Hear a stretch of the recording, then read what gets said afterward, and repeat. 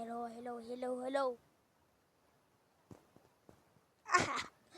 Hello guys, good morning. Good morning po na umaga. Anong oras na po mga ano na po? 8. Sana po mag-comment po kayo kung ayun, comment lang kayo. And guys, alam nyo guys, um, makikinig dapat tayo sa mga magulang kasi hindi natin alam kung ano pinagdadaanan nila, mga ganun.